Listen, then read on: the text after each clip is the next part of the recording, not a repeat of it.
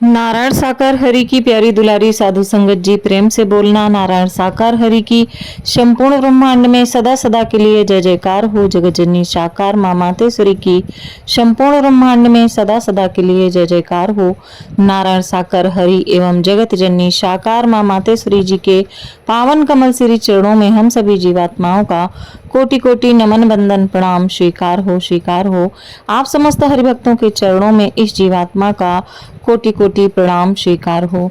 नारायण साकार हरि जी की प्यारी दुलारी साधु संगत जी, सबसे पहले तो आप सभी को इस पावन पर्व दीपावली के नाम से जिसे जाना जाता है और 5 दिवसीय ये त्योहार मनाया जाता है, उसके लिए आप सभी संत भक्तों को कोटि कोटि ढेरों ढेरों शुभकामनाएं। आप सभी का आने वाला समय, त्योहार और सारा कुछ बहुत ही अच्छा हो। हरि परमात्मा की रहमत से यही हरि परमात्मा से बारंबार विनती निवेदन प्रार्थना है। प्यारी दुलारी साधु संगत जी, इसके साथ ही मुझे ये वीडियो बनाने की ज़रूरत इसलिए पड़ गई कि एक तो कई संत भक्तों ने पूछा था कि कैसे मनाएं। दूसरी बात ये है कि मैंने कई एक वीडियो मेरी नज़र में ऐसे ही आ गए, यूट्यूब चला रही थी तो नज़र में आ गए कि किस तरीके से वो भ्रमित कर रहे हैं संगत को, और ये भोली भाली संगत भ्रमित हो ही जाती है। तो सबसे पहले हमें खुद की अंतरात्मा की आवाज़ सुननी है। जय दुलारी साधु संगत जी, आपकी आत्मा क्या कहती है, हमें क्या करना है, क्या नहीं करना है, सबसे पहले तो इस बात पर ध्यान देना है। दूसरी बात, हम किसी की ना सुने, आप मेरी भी ना सुनो, आप किसी की मत सुनो। आप सिर्फ और सिर्फ हरि परमात्मा के वचनों पर ध्यान दें कि हरि परमात्मा क्या कहते हैं। अगर आपकी समझ में नहीं आ रहा है, नहीं वचन आपको याद आ रहे हैं, तो आप हरि परमात्मा जो आपकी आत्मा कहे, क्योंकि हमारी आत्मा में ही हरि परमात्मा का अंश है, तो जो आपकी अंतरात्मा कहे उसी को ही आप करें, किसी के कहने से कुछ मत करें। मैंने देखा किस तरीके से भ्रमित कर रहे हैं, ढोंग पाखंड बता करके किस तरीके से, मतलब अगर आप उसको बता भी रहे हो तो कम से कम सटीकता तथ्य के साथ में उसको बताएं। प्लीज भ्रमित करने का ना कार्य करें। ऐसा जो लोग वीडियो बना रहे हैं उनके चरणों में विनती निवेदन प्रार्थना है। के साथ ही सभी भाई बहनों से जो भी इस वीडियो को देख रहे हैं, सुन रहे हैं, आप सभी से विनती निवेदन प्रार्थना है कि प्लीज़ कुछ समय निकाल करके कुछ मिनटों का इसको पूरा सुनिएगा आप सभी संत भक्त, तभी आपको जानकारी हो पाएगी। सबसे पहले तो अगर हमने अपने आत्मा का दीपक नहीं जलाया है, हमारे मन के अंदर अंधकार है, तो फिर बाहर का कितना भी तेज आप प्रकाश कर लो, हमारे मन के अंधकार को मिटाने वाला वो प्रकाश नहीं है। और हमारे मन के अंदर अगर हरि परमात्मा की भक्ति को आपने जागृत कर लिया तो आपके अंदर का भी अंधकार मिटेगा और बाहर भी उजाला ही उजाला होगा। तो सबसे पहले तो हमें मन के दीपक को जलाने की ज़रूरत पड़ती है। उसके बाद में प्यारी दुलारी साधु संगत जी, अब बात आती है ये जो दीपोत्सव होता है, तो बहुत शॉर्ट में आप सभी को मैं बताऊंगी क्योंकि कई लोगों ने भ्रमित कर रखा है। अभी अपने ही इसी में सत के साथ के लोगों ने ऐसे ऐसे वीडियो बनाए हैं। सबसे पहले तो ये 5 दिवसीय होता है त्योहार, तो जो कि धनतेरस है। धनतेरस को कहा जाता है कि भगवान धन्वंतरी जो थे, जब समुद्र मंथन हुआ था तो उससे वो प्रकट हुए थे, यानी कि समुद्र मंथन से निकले थे, तो उनकी पूजा वगैरह करके इस तरीके से वो मनाते हैं। तो वो तो हम लोग वैसे भी नहीं करते हैं। हाँ, बाकी ये है कि 5 दिन ही सही, कम से कम हम घर में दीपक तो जला ही सकते हैं, है ना। तो दीपक जलाने से अंधेरा ही तो दूर होता है, उससे कुछ ऐसा नहीं है कि हम घी के दीपक जलाएं, हम तेल के भी जला सकते हैं, मोमबत्ती भी जला सकते हैं, नहीं तो एक ही दीपक जला सकते हैं। ऐसा नहीं है कि पूरे घर में ही आप जला के 5 दिनों तक रखें। आप एक भी दीपक जला सकते हैं और ना जलाना चाहें तो ना भी जलाएं। बाकी आप जो नित्य क्रिया करते हैं, हरि परमात्मा की प्रार्थना, वंदना, आरती और हरि परमात्मा का गुणगान, वही आपको करना है। चाहे दीपावली हो, चाहे कोई और दिन हो, आपको वही सारा कुछ ही करना है। उसके बाद में आता है जैसे रूप चौदस बोला जाता है, जो धनतेरस के नेक्स्ट डे जाता है, उसको नरक चतुर्दशी के भी नाम से जाना जाता है। द्वापर युग में श्री कृष्ण ने नरकासुर दैत्य का वध किया था इसी दिन, तो इसलिए इसको नरक चतुर्दशी के भी नाम से जाना जाता है।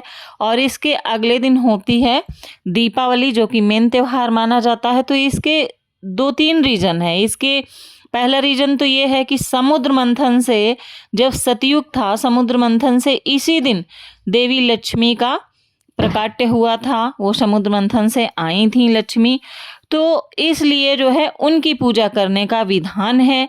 और जब त्रेता युग में रामचंद्र जी आए थे, हरि परमात्मा उस स्वरूप में कुछ कलाओं के साथ में, तब वो 14 वर्ष का वनवास काट करके उस दिन अयोध्या वापस आए थे, जिसकी खुशी में दीपक जलाए थे नगरवासियों ने। तो ऐसे दीपोत्सव वो भी मनाया जाता है प्यारी दुलारी साधु संगत जी। तो वो हमें भी, आप ये बताइए, जहाँ जैसे हरि परमात्मा का धाम है, बहादुर नगर धाम है, जहाँ हरि परमात्मा की मौजूदगी होती है, जब ये दीपावली आती है तो क्या वहाँ पर दीपोत्सव नहीं होता है? वहाँ पर भी तो होता है। तो हम भी दीप जला करके हरि परमात्मा के लिए, मतलब जो भी हम घर में अपने मिष्ठान बनाएंगे, जो भी भोजन प्रसाद वगैरह बनाएंगे, उसी का भोग प्रसाद लगा करके हरि परमात्मा को दीपक जला करके आरती करेंगे, प्रार्थना वंदना करेंगे, जो जैसे सुबह शाम का जो भी नियम होता है।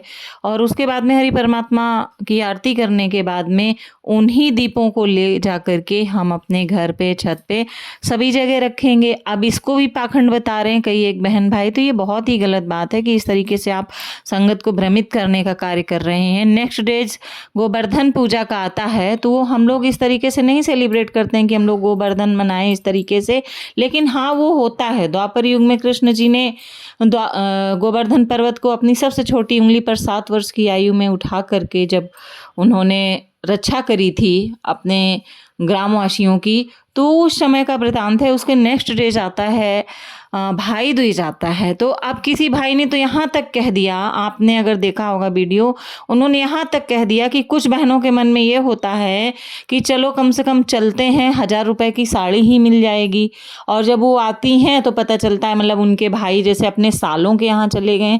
तो थोड़ा अपने बोलने की वाणी को तो देखें, आप किन शब्दों का प्रयोग कर रहे हैं। आपने मतलब बहनों के प्यार को इतना सस्ता इस तरीके से देख लिया। बहनें तो अपने भाइयों के लिए जो है जान देने के लिए तैयार रहती हैं। इस तरीके की बातें शोभा नहीं देती हैं। बहनें कभी भी लालच नहीं करती हैं। अगर भाई ने उठा के कुछ दे दिया तो सम्मान स्वरूप स्वीकार कर लेती हैं, नहीं तो कभी भी मांगती नहीं है बहनें। तो इस तरीके से फालतू की बात करके इस तरीके से भ्रमित करना कि अपनी पत्नी को आप कितना भी उपहार दिला दें, कुछ भी कह दें, और सिर्फ 2 त्यौहार भाई दूज और रक्षाबंधन जो आता है उसको आप ढोंग पखंड का नाम दे करके आप उसको इस तरीके से आप कह रहे हैं। कोई आपसे मांगता नहीं है, तो आप प्लीज़ प्यारी दुलारी साधु संगत जी कतई भ्रमित ना हो। आप मेरी भी बात मत माने, सिर्फ हरि परमात्मा की बात माने। और हरि परमात्मा कि नहीं, अगर आपके समझ में आ रहा है, मान लो अभी फिलहाल में, तो आपकी जो अंतरात्मा कहती है आप वो करें। आराम से आप सुबह से अपना जो भी भोजन प्रसाद पकवान जो भी बनाना है आप अपना बनाइए। देखिए इसी बहाने से घर में त्योहार भी हो जाता है और बच्चे भी खुश हो जाते हैं खुशियां मना करके। नहीं तो ये मृत्यु लोक है, यहाँ हर कोई परेशान है, गरीब अमीर हर कोई किसी न किसी समस्या से जूझ रहा है। तो इसी बहाने थोड़ा सा वो खुश हो लेता है, बच्चे खुश हो लेते हैं, एक दूसरे से मिलना जुलना भी इस तरीके से हो जाता है। तो प्यारी दुलारी साधु संगत जी आराम से आप सभी अपने घर पर रह के उत्साह पूर्वक जो है सुबह से प्रार्थना वंदना करिए, भोग प्रसाद जो भी आप बनाए हरि परमात्मा को अर्पण कीजिए। आप जो भी घर में बनाते हैं संध्या के समय आप हरि परमात्मा की आरती कीजिए। जो भी आपने मेवा मिष्ठान जो भी बनाया हुआ है वो आप हरि परमात्मा को अर्पण कीजिए, दीप जलाइए। उसके बाद में आरती करने के बाद में आप पूरे घर में उन दीपों को रखिए और जो भी आपने फुलझड़ी वगैरह बच्चों के लिए जो भी व्यवस्था की है उसकी आप व्यवस्था करिए। इस तरीके से आप दीपोत्सव मनाइए, कोई वो नहीं है। बाकी कौन क्या कह रहा है उसको बोलने दीजिए, ये ढोंग पाखंड नहीं है। अगर हम दीपोत्सव जलाते हैं तो ये ढोंग पाखंड नहीं है, क्योंकि हरि परमात्मा के दर पर भी दीपोत्सव होता है। तो ऐसा इस तरीके से आधी अधूरी जानकारी दे करके संगत को भ्रमित करने का कार्य कोई भी भाई बहन ना करें। इसलिए थोड़ा सा मैंने वीडियो बनाया है, तो अगर कोई इसमें त्रुटि हो गई हो तो उसके लिए हाथ जोड़ करके आप सभी से क्षमा प्रार्थना है प्यारी दुलारी साधु संगत जी।